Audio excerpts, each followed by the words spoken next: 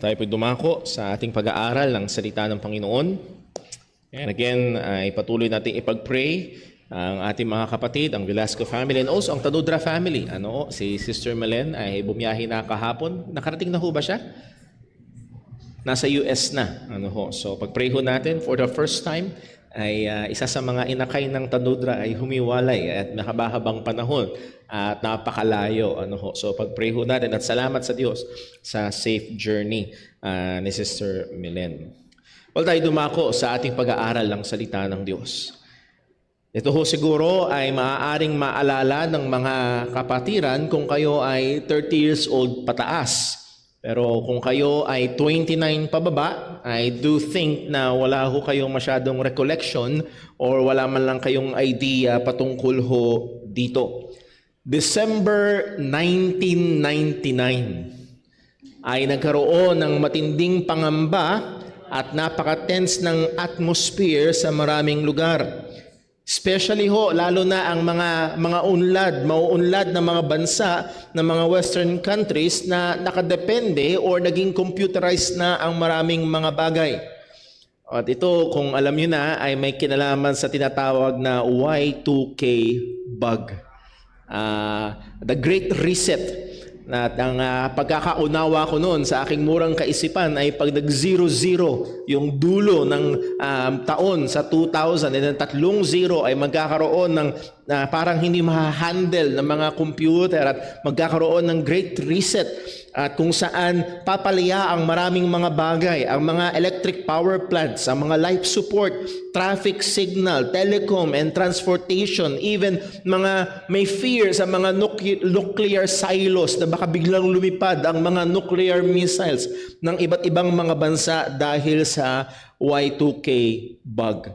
At marami ang nagsasabi that's the doomsday. Ito na yung panahon ng katapusan. Ngunit dumating ang bagong taon and then December 31 and then dumating ang January 1, 2000. And same. Walang nangyari. Halos parang nagpanggap lamang ng ang matinding mga kinakabahan. Well, mga kapatid, kung nahando ng matinding anxiety and kaba ng marami nung time na yon, ay hindi ho nababawasan sa panahon natin. Dahil sapagkat patong-patong ang mga dahilan, ang ekonomiya o ang kalagayan nito, mga digmaan, terorismo, virus, at korupsyon and expenses. Kahit ngayon ay parating pa lamang katapusan, ay kinakabahan ka na at sabi nga ay petsa de peligro, delikado. At nagiging anxious ka na kapag bubuksan mo na yung liham na natatanggap mo buwan-buwan mula sa tapat na Meralco. Ay pag bubuksan mo na yon ay medyo nanginginig ka na at maaaring nagiging sanhi ng matinding pagkabalisa. Well, bilang mga mananampalataya at hindi lamang mga mamamayan ng sanlibutan ito o ng bayang ito, tayo ay tinawag na mga mamamayan ng kaharian ng Diyos. At bilang mga tao ng Diyos ay paano tayo dapat mamuhay sa mundong ito na nagbibigay sa atin ng patong-patong na rason na maging balisa. Well, syempre alam ho natin na hindi ho po pwede na i-take natin ang route ng mga prosperity gospel preachers. Na just name it and claim it, just think positive and all will be well. Just stay close to God. Just give your 10%. At lahat ay magiging maayos na. So how do we live in a very anxious culture? How do we live in a very anxious world? Saan tayo babase? Saan tayo tutungtong sa parang tila baga kumunoy na habang nag-i-struggle ka ay palubog ka ng palubog? Well, I submit to us this afternoon mga kapatid, ang tanging matibay na tungtungan na meron tayo ay walang iba kung hindi ang Diyos lamang. Ang tanging matibay na tungtungan sa napaka-anxious sa sanglibutang ito ay walang iba kung hindi ang mga katotohanan ng Diyos. At dito sa Matthew chapter 6 verse 19 hanggang 30, ang ating Panginoong Hesus ay nagbigay ng mga mga kaparaanan at mga katotohanan sa atin na magiging tulong, gabay sa atin kung paano natin lalabanan ang mga bagay na nagbibigay sa atin ng kabalisahan. So let me give the message this afternoon. Believers must live in this world with a complete trust in the providential care of God, our Father and Master, which enables us to prioritize Him and His kingdom. Ang mga mananampalataya ay kailangang mamuhay sa sanlibutan ito na merong kumpletong tiwala sa probidensya na nag-aalaga ng ating Diyos, Ama at ating Panginoon sa langit na magbibigay sa atin ng kakayahan na gawin siya ang pangunahin at walang iba at ang kanyang kaharian. Tunay nga na magagawa natin ang sinabi ng Matthew 6:33, to seek first the kingdom of God. Bago tayo magpatuloy, tayo muna ay manalangin. Panginoon naming Diyos, aming Ama sa langit, salamat po sa kabutihan mo, sa katapatan mo, at salamat po, O Diyos, tunay sa napakaraming mga alalahanin, sa napakaraming mga kinakatakutan, sa napakaraming mga dahilan upang kami ay kabahan sa araw-araw, sapagkat tunay wala kaming kasiguraduhan. Lord, salamat sapagkat may isang bagay na sigurado, isang bagay na hindi nagbabago at walang iba kung hindi ikaw. Ang iyong katotohanan, ang iyong katangian at tunay ikaw nga ang aming Diyos na kumakalinga sa amin. Ama, tulungan mo kami magpahinga sa iyo. Dagdagan mo ang aming pananampalataya.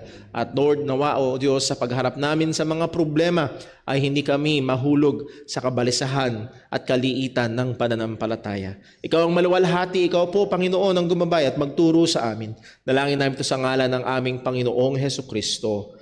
Amen. Well, gusto kong simulan ang ating pag-aaral sa verse number 25. And by the way, if you just a general context ng ating passage na binasa, ito ho ay nasa gitna ng tinatawag na Sermon on the Mount.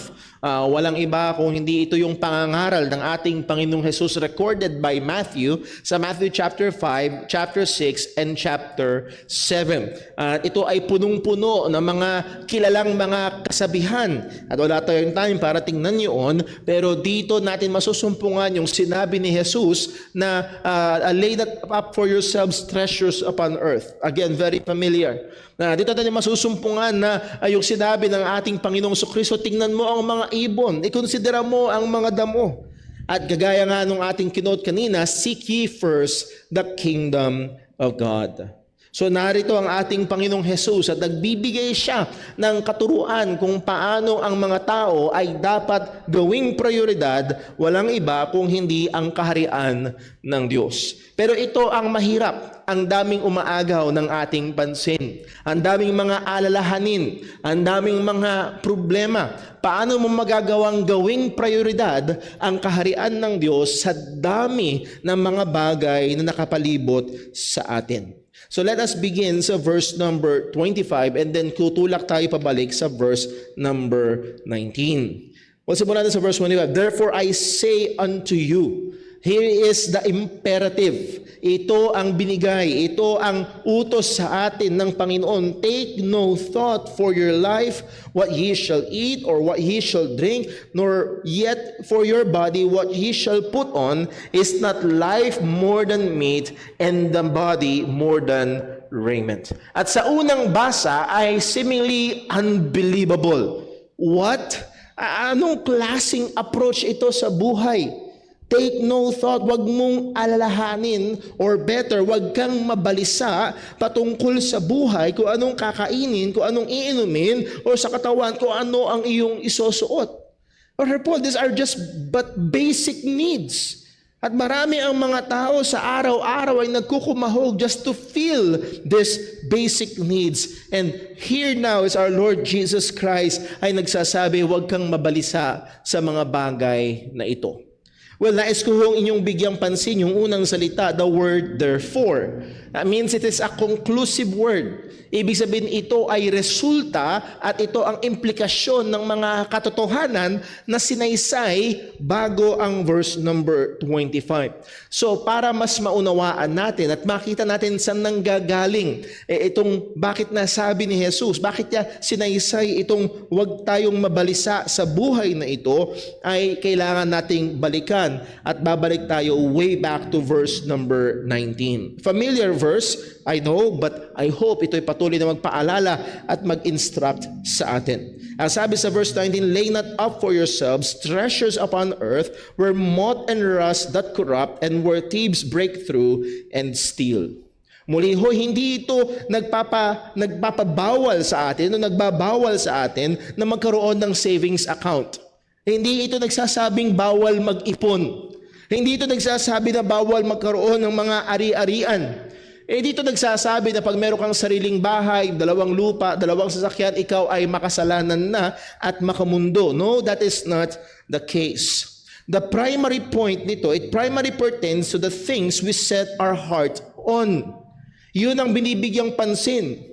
As made obvious sa verse 21, ang sabi ng Panginoong Yesus, for where your treasure is, there will your heart be also. So ang pangunahing punteriya ng ating Panginoong Hesus ay hindi ang mga ari-arian.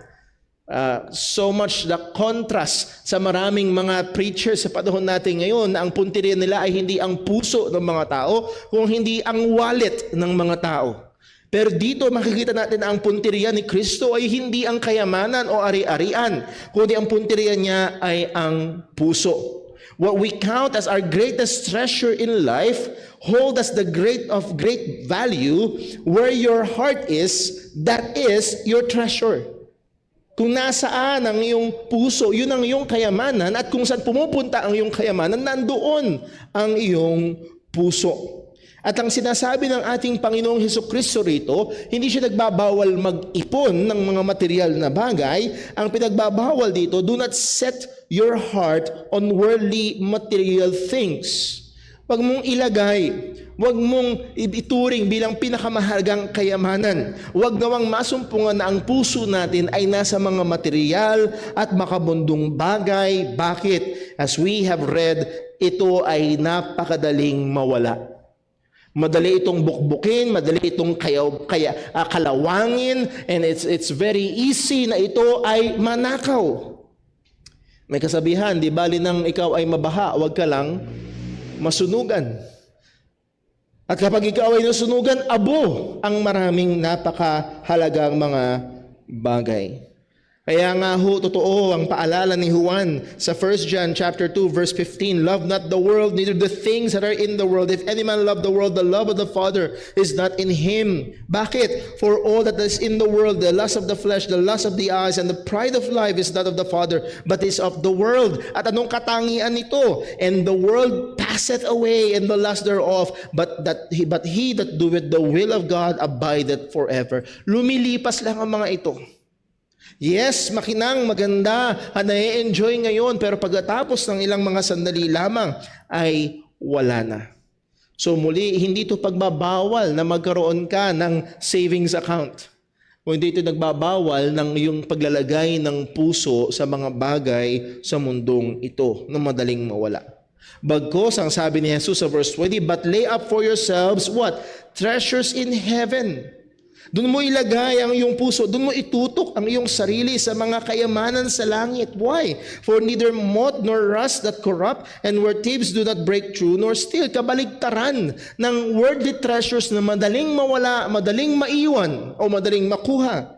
Ang mga kayamanan sa langit ay hindi mawawala, hindi makukuha, at hindi mapaparam.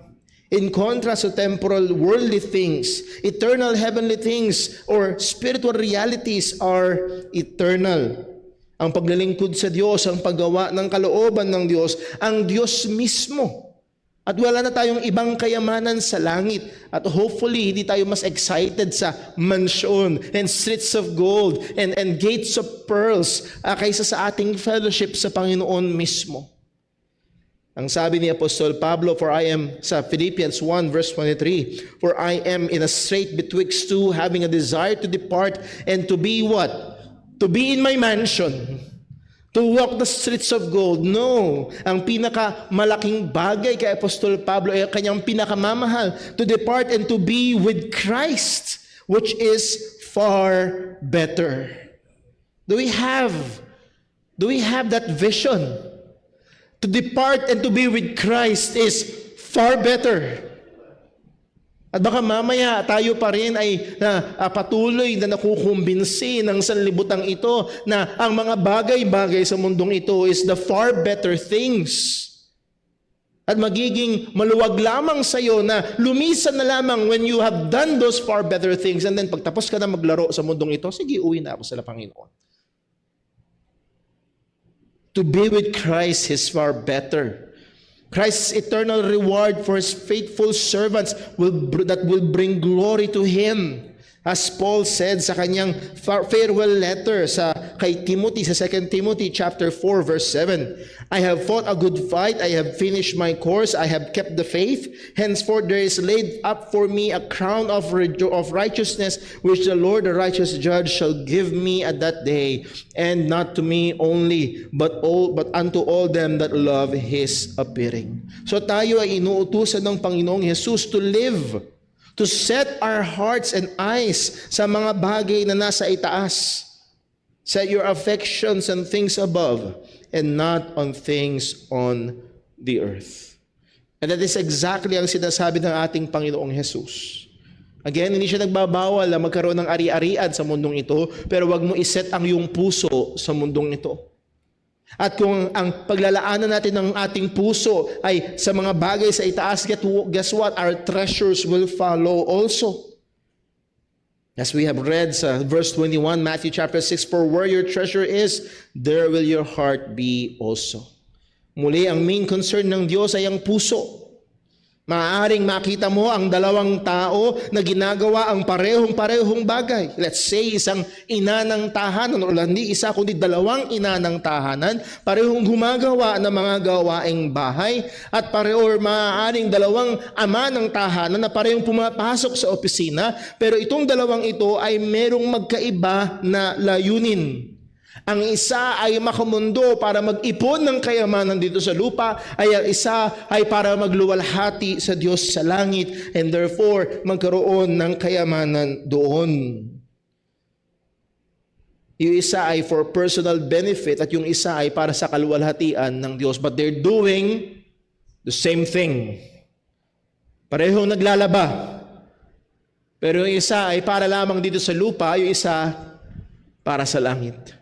Parehong pumapasok sa opisina. Pero yung isa ay para lamang dito sa lupa at yung isa ay para sa langit. So muli ho, hindi ibig sabihin nito na tumigil ka na sa job mo at mag-ipon ka na lang ng kayamanan sa langit, mag-serve ka na lang kay Lord, at ang ibig sabihin ay lagi kang nasa church at nasa ministry. You may be a housewife or a working man or a working father. At maaari pa rin at dapat magawa ang bagay na ito. Now, for so long a time, ang mga susunod na talata ay nagbigay ng pahirap sa akin. Verse 22 and 23. Let's read on. The light of the body is the eye. If therefore thine eye be single, the whole body shall be full of light. But if thine eye be evil, the whole body shall be full of darkness. If therefore the light that is in thee be darkness, how great is darkness? Noong una kong binasa ito, anong connect nito? What's this? Anong ginagawa nito sa paghiipon ng kayamanan sa langit at huwag sa lupa? Well, this pertains to having the proper view. Pagkakaroon ng tamang pananaw.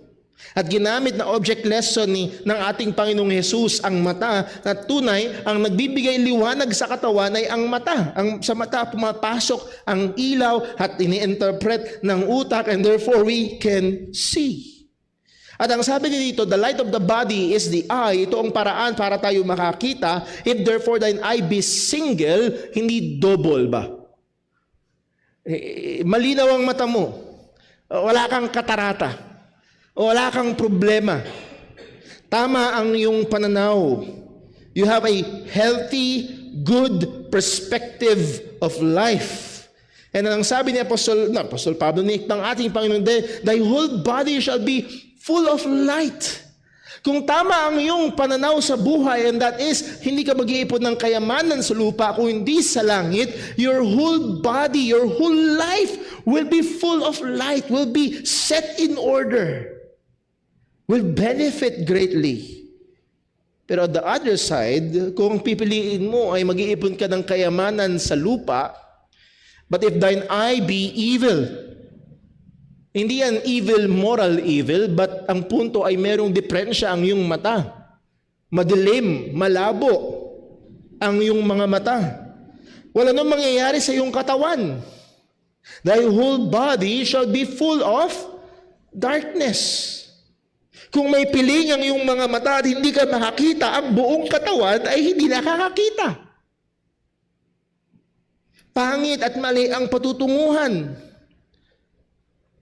If therefore the light that is in thee be darkness, yung dapat liwanag sana, yung dapat magbibigay sana sa iyo ng direksyon ay madilim, well, how great is that darkness?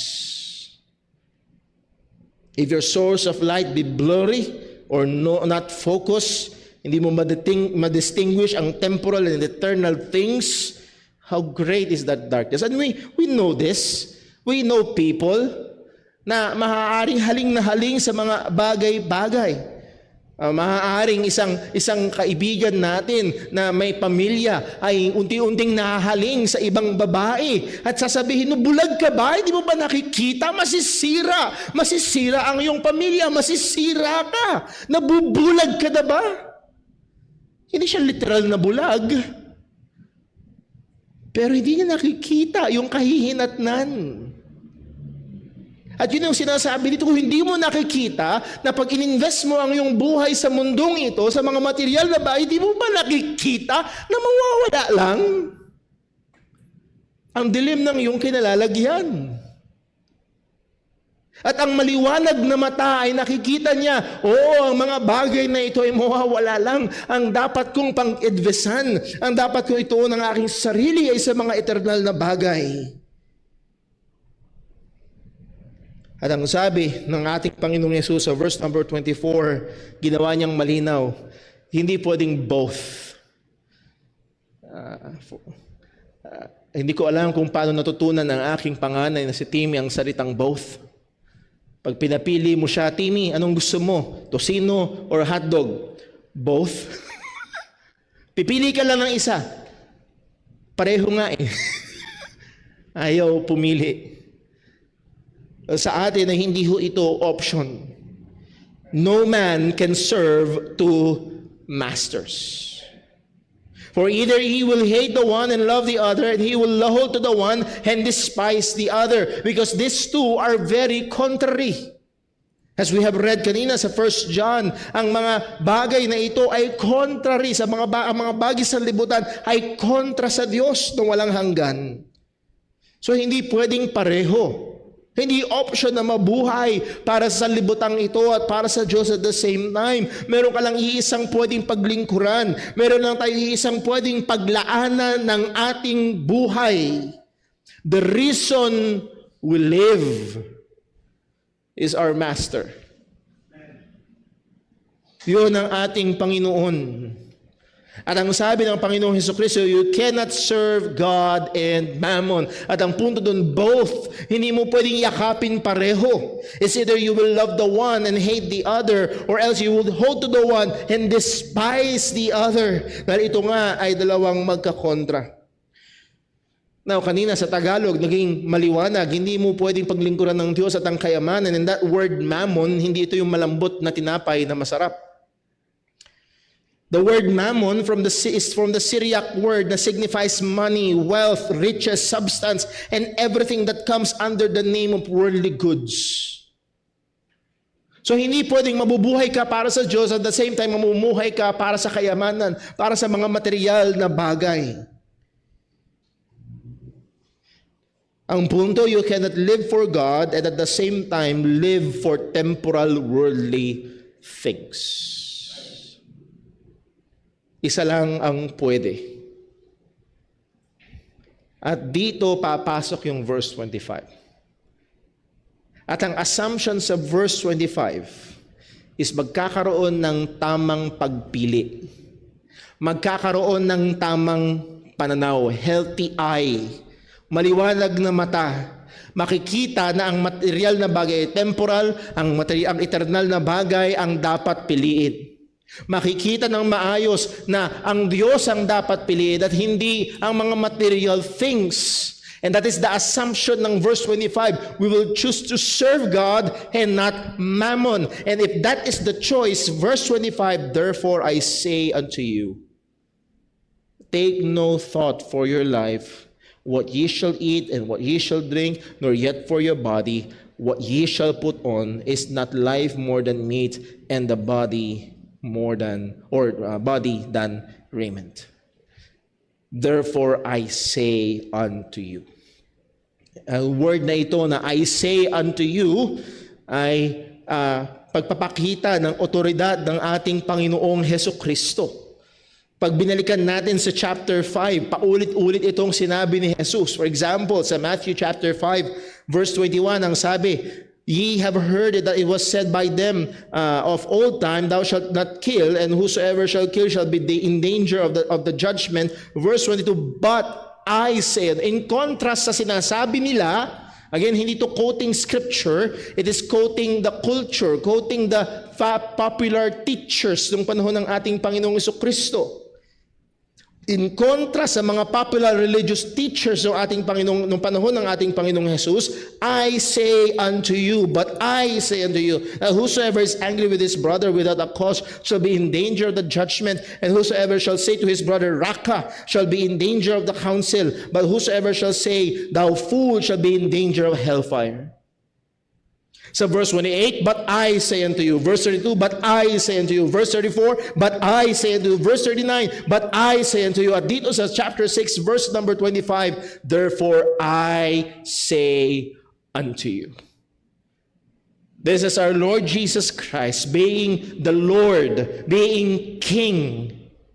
He is putting down His authority. Kanyang ibinilalapag ang kanyang otoridad bilang hari, bilang Panginoon.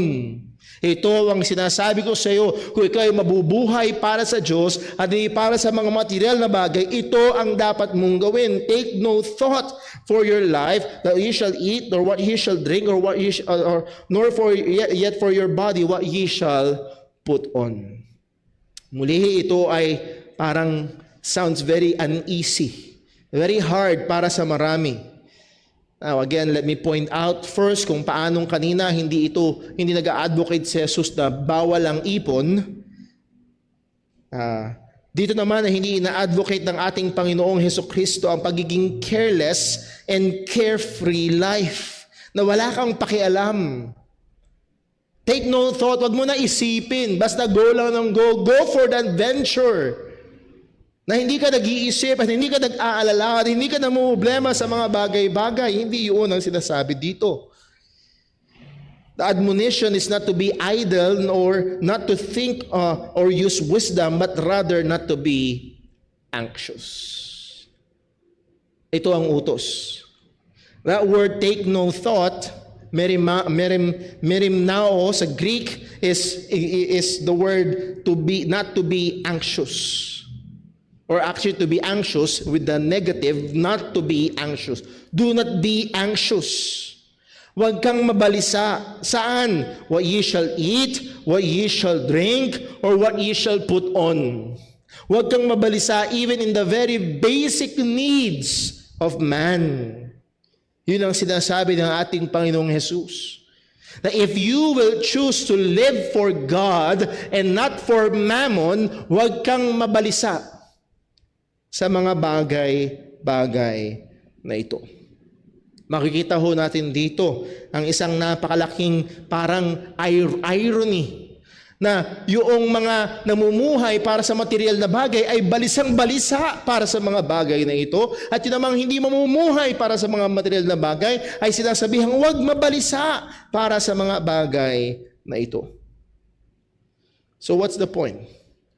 Remember, again, this verse, naggaling doon sa therefore at nakakonekta doon sa verse 19 hanggang 24 na ating binasa. You cannot serve God and mammon at the same time. Anong punto? If you're serving God, if you are God's servant and you're living for His glory, the God who gave you life and the God who made our bodies, will He not sustain it? Kung mabubuhay ka, listen, kung mabubuhay ka para sa material na bagay, guess what? Iiwanan ka lang yan. Pero kung mabubuhay ka para sa Diyos, guess what? Susustentuhan ka ng Panginoon. If your master is mammon, lugi. If your master is God, He will sustain. Again, hindi ito ibig sabihin na tayo tumigil ng magtrabaho sa ating mga panawagan ng Panginoon sa atin. But your purpose, your goal, your dedication now is set on things above and not on things on the earth. Hindi ito ibig sabihin na, but it does mean, yes, hindi magbabago, magtatrabaho ka pa rin, papasok ka pa rin sa school, papasok ka pa rin sa opisina, maglalaba ka pa rin. Gagawa ka pa rin ng mga gawaing bahay, hindi pa rin magbabago yung mga yun, pero ito na ang malaking pagbabago. Ikaw ngayon ay nakatuon sa mga bagay sa itaas. Hindi mo na ito ginagawa for the sake of just doing these things for temporal purposes, but for eternal goals. Ito'y ginagawa mo na para sa Diyos. Ang buhay mo ngayon ay nakasuko na sa Panginoon. Your goal now is to please God at hindi ang iyong sarili. Ang goal na ngayon ay hindi gawin ang kalooban natin, kundi gawin ang kalooban ng Diyos. Ikaw ngayon ay nag-ooperate na sang-ayon sa mga hindi sa kultura, kung hindi sa batas ng Panginoon. Ang iyong hinahabol ay hindi ang approval ng tao, kundi ang ngiti ng Diyos. It means a life of fighting against sin and temptation. It means a life of striving for holiness, even in our daily task. Even in our relationship sa ating mga asawa, mga anak, sa ating mga biyenan at sa ating mga kapitbahay, sa boss mo sa trabaho, sa kaklase mo, or maging sa love life mo. Ibig sabihin, ito'y isasubmit mo sa Panginoon. You are now living for Him. At hindi ka dapat mabalisa. Sapagkat kung mayroong mga presidente ng kumpanya na pumapaliang magpasweldo sa kanilang mga trabahador, empleyado, hindi pwede na pumalya ang Diyos. Now, to help us answer this and to help us swallow this, malunok natin ito, nagbigay ng dalawang napakaganda at maliwanag na ilustrasyon ng ating Panginoong Yesus, well-known illustration. At sa akin personally, ang dalawang larawan na ito ng ibon at ng damo ay isang palagian kong binabalikan upang labanan ang ang anxiety, ang pagiging mabalisa.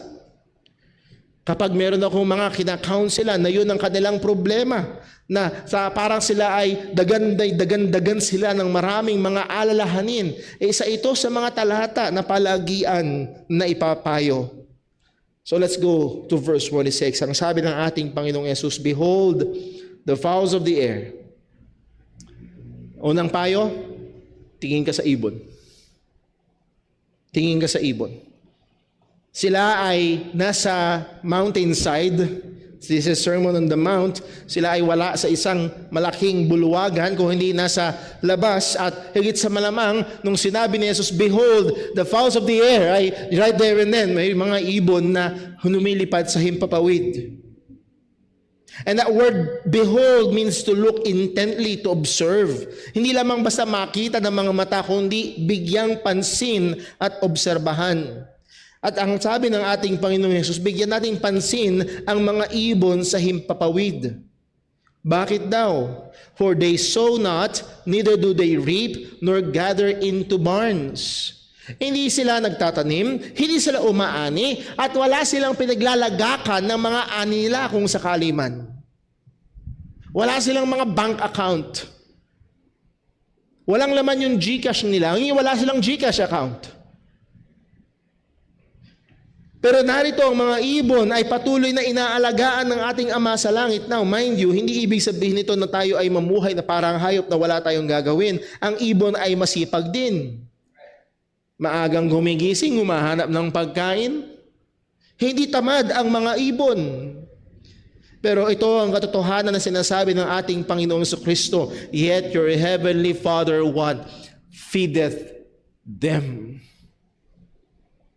Isa sa napakaganda na comfort sa mananampalataya at sana tumatak ito sa ating isipan that when we look at birds, we see the hand of God. Ito yung magpaalala sa atin sa Diyos na soberano at nag-aalaga sa kanila. Oo, nag-aalaga sa lahat ng kanyang mga nilikha. Tayo, yes, nagtatanim tayo. Umaani tayo at maaaring meron tayo mga bangan or storage or mga bangko sa panahon natin ngayon. We use wisdom. At ang sabi ng ating Panginoong Yesus, pinapakain sila ng ating Ama sa langit. This is an undeniable truth ng providential goodness ng Diyos. Hindi lamang sa mga ibon, kundi sa lahat ng kanyang mga nilikha. Ang sabi ng Psalm 145 verse 15, the eyes of all wait upon thee, and thou givest them their meat in due season. Thou openest thine hand and satisfy the desire of every living thing. Hindi lamang ibon. Ang Diyos ang nagsusustento sa lahat. At narito yung tanong ng ating Panginoong Yesus, are ye not much better than they? Balik tayo. If you will serve mammon, madali itong mawawala. If you will serve God, hindi mo kailangang mabalisa, aalagaan ka niya. Again, hindi yun ibig sabihin na nasa bahay ka na lang at wala kang gagawin. But in our daily efforts ay nahandoon ang pagsusupply ng Panginoon. And are ye not much better than they? Ang sabi ng Psalm 34 verse 10, the young lions do lack and suffer hunger, but they that seek the Lord shall not want any good thing. Yung want dyan na hindi gusto, kung hindi magkukulang. At narong tanong ng ating Panginoong Jesus sa verse 27. Which of you, by taking thought, can add 1 cubit unto his stature? Sige nga, mabalisa ka. Sige, gugulin mo ang iyong oras na mabalisa sa mga bagay-bagay at problema at mga bayarin at mga gastusin at kalagayan ng kalusugan at kalagayan ng mundo, kalagayan ng gobyerno, gera dito, gera doon at ano pang mga iba pang mga kasakuna sa paligid. Sige, mabalisa ka. At ang sabi ni Jesus, sino sa inyo makapagdadagdag ng 1 cubit, ng konti man lang sa, ang ginamit dito, stature, sa yung height. Now, ang punto rito ay hindi yung tangkad. Ang punto rito ay ang buhay. At ang sabi ng mga pag-aaral, isa sa mga number 1 cause ng karamdaman ng tao na nagli-lead sa depression ay ang anxiety. No amount of anxiety can and will extend your lifespan. It's nonsense to be anxious.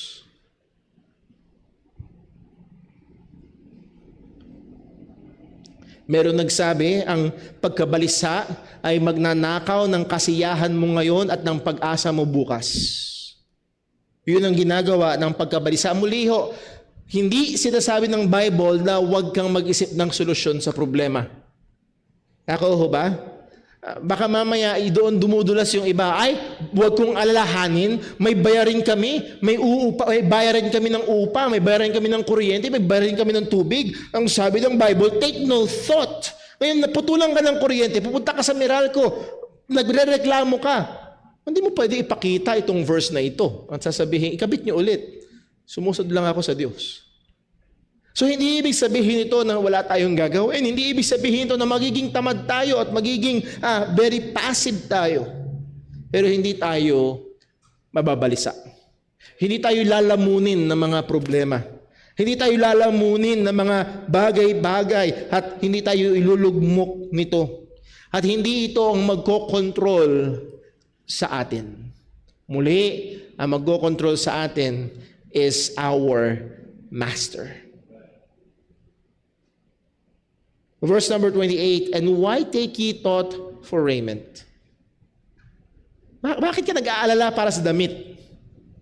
Consider the lilies. Isa pang ilustrasyon na binigay ni Kristo ay ang damo. Nandun yung mga damo at higit sa malamang. Kung pagkatapos siya ituro sa taas, behold the birds. Sabi niya, behold the lilies. Consider, bigyan mo atensyon itong mga lilies.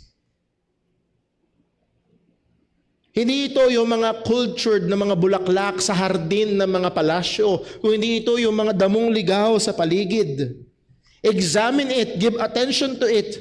Ang sabi niya, how they grow and toil not, neither do they spin. Sila'y lumalago, hindi naman sila nananahi. Hindi sila nagtatrabaho at nananahi. Hindi sila umu-order sa Shein o sa Lazada. Pero ang sabi ng salita ng Panginoon, hindi lamang ang mga birds, and here now is the lilies, and yet I say unto you, verse 29, that even Solomon in all his glory was not arrayed like one of this.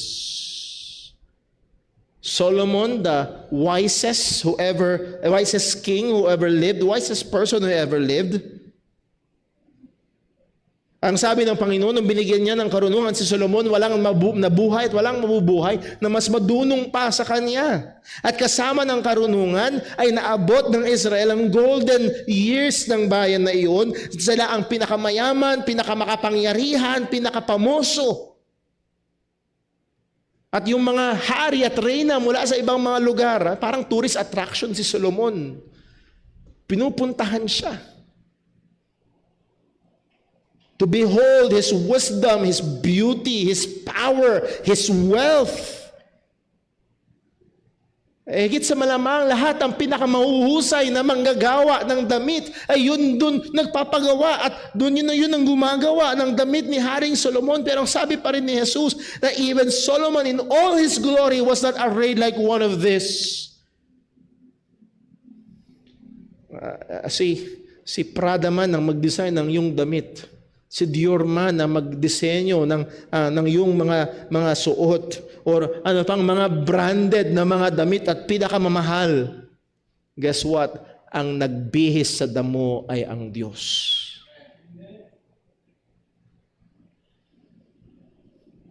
Verse 30, wherefore, if God so cloth the grass. So bukas, paglabas mo ng bahay, nakakita ka ng damo na may bulaklak at may kagandahan. Woo! See the hand of God. See the hand of God. Pero itong mga damo na binibihisan ng Diyos na dyan ngayon pero bukas ay itatapon na sa horno at gagamitin pangpaningas ng apoy para makapagluto. Kung sila'y dinadamitan ng Diyos, shall He not much more clothe you? Again, it's the principle of lesser and greater. Kung yung lesser ay pinapakain at dinadamitan, hindi ba bibigyan ng pansin at aasikasuhin ng Diyos yung greater? That's why it is not necessary to be anxious. Yung mga anak ho namin, hindi sila nababalisa sa pagkain. Makita mo si Leah, nakaganon. Hindi ko alam, kainin namin.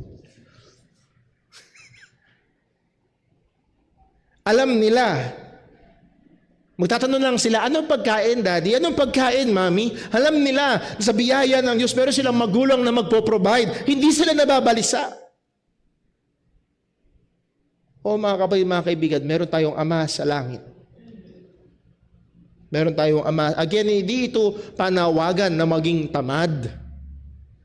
Kundi ito'y panawagan na tayo ay tumingin sa Diyos at tumiwala sa Kanya, na kung pipiliin natin na hindi mag-ipon ng kayamanan sa lupa, kung hindi sa langit, kung pipiliin natin na maglingkod sa Diyos at hindi sa mga material na bagay, mabuhay, hindi tayo pababayaan ng ating Ama sa langit.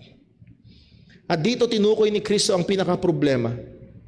O ye of little faith. Alam niyo ho, ang nababalisa ay hindi yung mga wala lang pera. Kahit yung may mga pera, nababalisa din. It's not the question of how much money or how much little money. Ang pagkabalisa ay larawan at ito ay senyales ng kakulangan ng pananampalataya.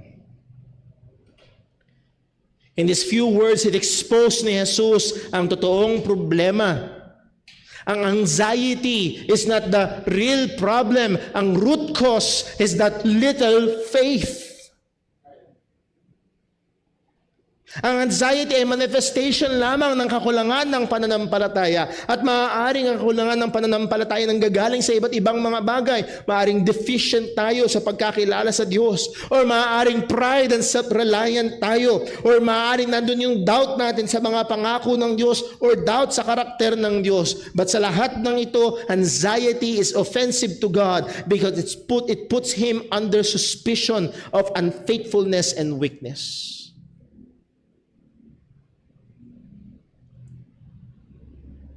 Nilalagay natin ang Diyos sa baka hindi kaya ng Diyos mag-supply ngayon. Baka kalimutan niya ako ngayon. Baka magkulang siya ngayon. Baka hindi niya hawak lahat. baka itong diagnosis na to ng doktor hindi niya hawak.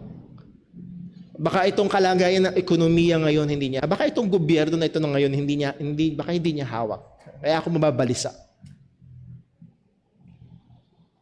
So narito again ang challenge ho sa atin in whatever situation we may find ourselves in.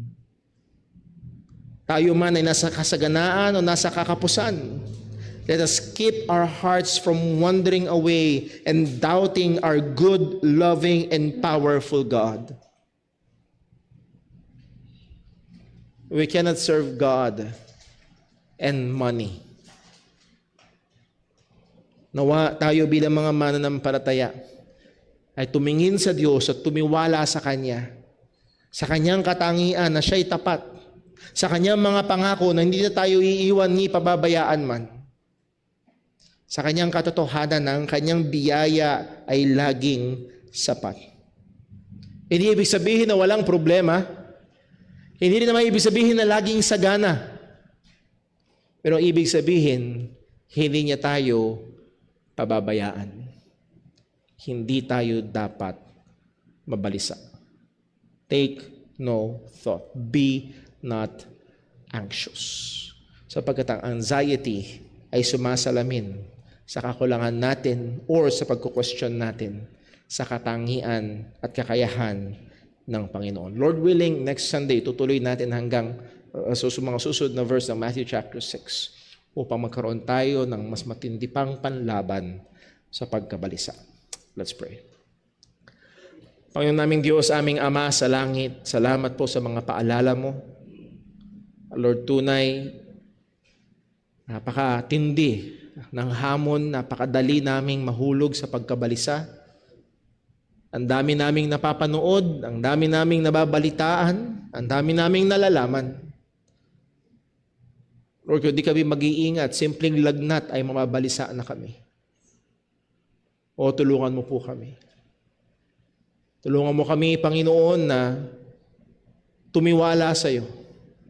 Habang ginagawa namin ang iyong panawagan sa amin. Habang gumagawa kami ng solusyon, habang nagsusumikap kami sa mga bagay na kung saan yung niloob ng kalagyan namin, ay tulungan mo kaming tumiwala sa iyo. Huwag mo kami hayaan na mabuhay para sa mga material na bagay na panamandalian lamang. Kundi, O Diyos, bigyan mo nawa kami ng malinaw na mga mata nakikita na ang mga tunay na tatagal na bagay ay mga eternal na bagay. At doon namin dapat ilagak ang aming mga atensyon, ang aming puso. At tunay ikaw ang aming dapat unahin. Ikaw ang aming dapat paglingkuran. And Lord, as we look forward to this whole week, Lord, di namin alam kung anong mga klaseng hamon, problema, balita ang aming matatanggap. Bantayan mo nawa kami. Let these words, Panginoon, ang humawak sa amin upang huwag kaming magkasala sa iyo. Ang mga larawan ng ibon at damo na yung inaaruga, Panginoon, ay maging paalala sa amin na tapat ka, na hindi mo kami iiwan o pababayaan man. Salamat po. Patawad po sa kakulangan ng aming mga pananampalataya. Patawad po sa mga panahon na kine-question namin ang iyong katangian at kakayahan. At mas tumitiwala kami sa aming sarili at sa mga material na bagay. O Diyos, ikaw ang maluwalhati. Salamat sa iyong mga salita, paalala at pagtuturo. Dalangin namin ito lahat sa ngalan ng aming Panginoong Hesukristo. Amen.